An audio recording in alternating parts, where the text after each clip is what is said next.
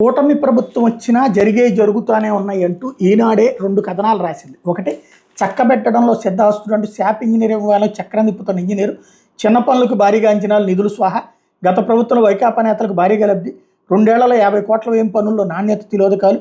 ఇప్పుడు వైకాపా ప్రభుత్వం చక్రం తిప్పిన ఇంజనీర్ కూటమి ప్రభుత్వంలో తనకు ఎదురు లేదని డిప్యుటేషన్ పొడిగింపు ద్వారా నిరూపించుకున్నారు.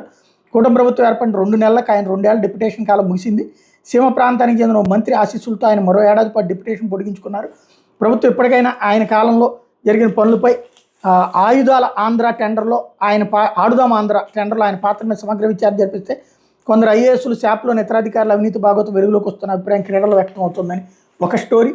ఎట్ ద సేమ్ టైం భూదస్త్రం స్వాహాస్త్రం అంటూ ఇందులో అధికారుల మీద ఒత్తిళ్లు వస్తున్నాయి. ప్రభుత్వ భూములను కట్టబెట్టేందుకు రాష్ట్ర స్థాయి అధికారుల పావులు, నిషేధిత జాబితాని తొలగిస్తూ ఉత్తర్వులు, అభ్యంతరాలు వ్యక్తం చేస్తూ విశాఖ జిల్లా అధికారుల నివేదిక. భూములు నిషేధ జాబితాని తొలగించాలని ఇచ్చిన ఉత్తర్వులు జిల్లా యంత్రాంగం ఇంకా అమలు చేయలేదు. క్షేత్రస్థాయి పరిస్థితులు భిన్నంగా ఉన్నాయి.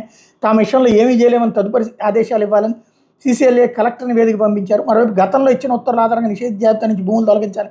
ప్రైవేటు వ్యక్తులు జిల్లా అధికారుల మీద వివిధ మార్గాల్లో ఒత్తిడి తెస్తున్నారు.